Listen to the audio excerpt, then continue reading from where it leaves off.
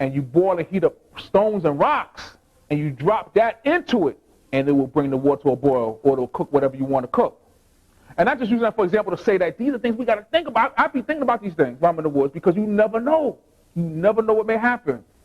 The prophet also said, he said, quote, all nations will turn against the United States one day. What you see happening right now? I mean, that's why the prophet said, if you don't believe my prophecies, he said, if you don't believe I'm a prophet, watch my prophecies. Another prophecy from the prophet, he said that, now this is before FEMA. He told the Moors that one day you will go to the store and there will be soldiers with guns and bayonets in front of them, and they will not let you enter, and they will order you to move on. And that's exactly what happened when they declared the state of national emergency, that they will be in front of all those stores. Every neighborhood only got a 72-hour supply of food. Every neighborhood only has 72 hours worth of food within that neighborhood in the stores. Once that, imagine if there was a major crisis here, economic collapse, because you got to understand something. Those so-called terrorists, they're not just into blowing up buildings. That's not their strategy. That's not what it's about.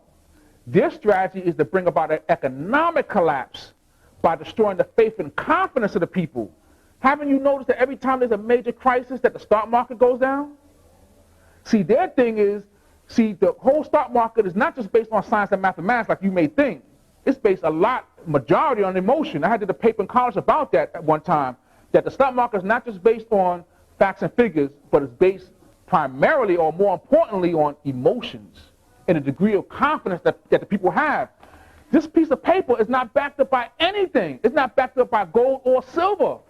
Only thing that's backing this thing up is a mutually agreed upon convention where you say, I recognize this as being worth $1 if you recognize this as being worth $1.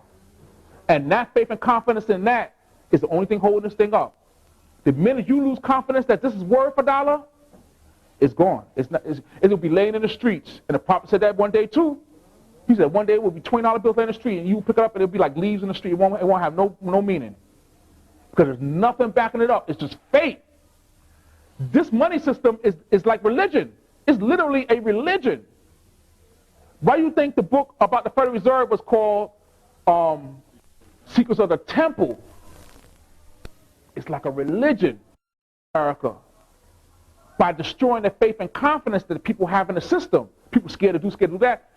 Things start to collapse economically. You see, so that's what may happen in this country. Imagine if there's an economic collapse. There's no more transportation. There's no more food distribution. Water gets cut off in the city. You can't flush your toilet. You imagine what the cities are going to be like? The cities are going to be death camps. It's going to be like that movie Escape from New York. You're going to have so much disease and so much things going on. And I'm not saying this to scare y'all. I'm just saying this to prepare y'all like the prophet said. The prophet said that, he said prepare before you are made to do so. This may never happen. I'm not saying get paranoid like those kids who get crazy, paranoid, and they get crazy with it. Survive every day, walking around in army fatigues. And I'm not saying spook out with it. I'm saying prepare your survival kit and go on with life. But you still got plan B. In other words, you got your peacetime plan, everything's cool, everything's functioning, everything's all right. But then you got your emergency plan also. Don't neglect that. All right? The prophet also said, one day the Europeans are going to lock the food up in warehouses, put soldiers around them to guard them, and you will go anywhere he says to go to get something to eat. The prophet also said there's going to be an earthquake that will split the United States in two. He may be referring to a physical earthquake, or he may be referring to some type of political upheaval that will split the country in two. All right? He also said that one day 50-pound hailstones are going to fall. And you see all these crazy storms that's taking place across the country now? We headed right for that. What he's saying is that, in a sense, is that the weather's going to freak out. And remember that time there was this Category 6 tornado? And they said, well, wait a minute. There's not supposed to be no such thing as a Category 6. According to science, the way the Earth is set up, you cannot have a Category 6 on the planet Earth. Yet you had one. A Category 6 that was a half-mile wide hurricane. All right? These are the type of things that's happening, because what's happening is that an imbalance. He said that, see, our people, When we in tune, when we in peace and harmony, the earth is in peace and harmony. When we out of tune and we out of harmony, the planet's out of harmony. That's why he said that he has to get our people out of their sin, because literally our state, our condition will bring about the destruction of America. That's what he was telling them. He was saying, I got to save them from their great sin in order to save America. Because if not, they're going to destroy America just through their own vibes, through their own mindset. They're going to destroy it. They're going to cause all kind of earthquakes, hail, all kinds of things. That's what our people are doing, because we so messed up. And we mess up anything that's around us because we have a direct connection with the forces of nature. And so when we out of whack, nature's out of whack. And that's why you see all this crazy stuff happening all over the planet now. The whole weather system's changing. The North Pole and the South Pole are melting. Whole chunks are melting. People who live in the coastlines, it's going to be underwater soon. Because as those ice melts, the water level rises. And so you got that going on as well. All right. Another prophecy says that,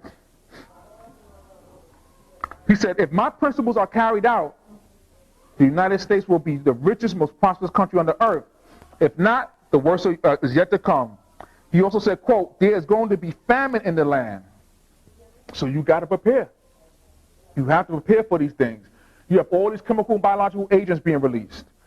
Another prophecy said, he said, one day, some of you old Moors, he said new Moors, said some of you old Moors are going to be so hungry that you are going to bite into your own flesh and blood will skeet out, and you are going to get angry with yourself because you didn't put up enough food.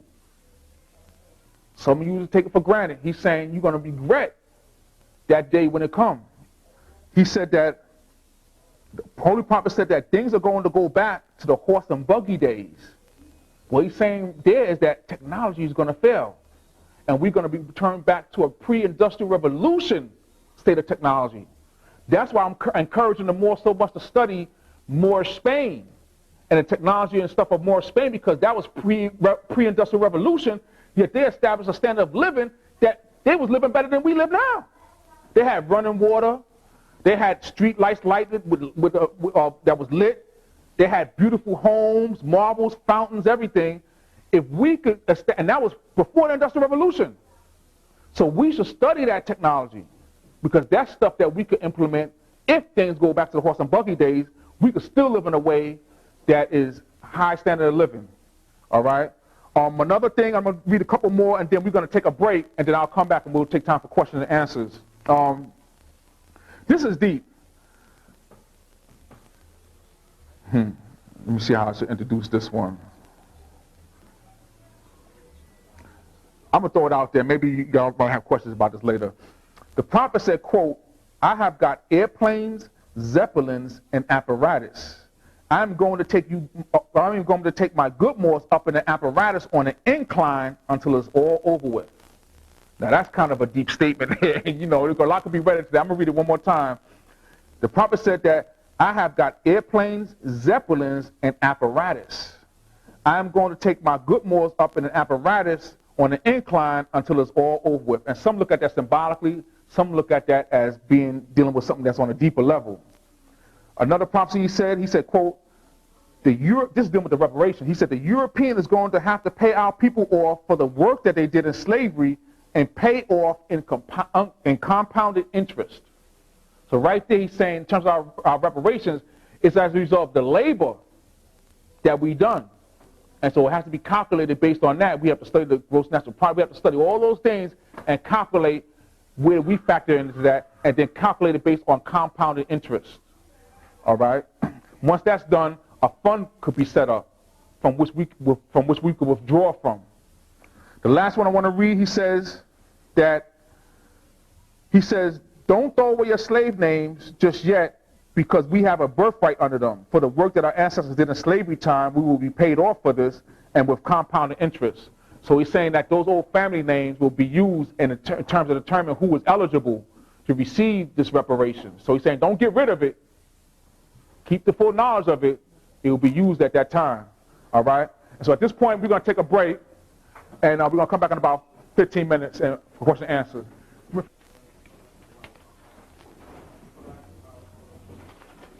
You give me right here.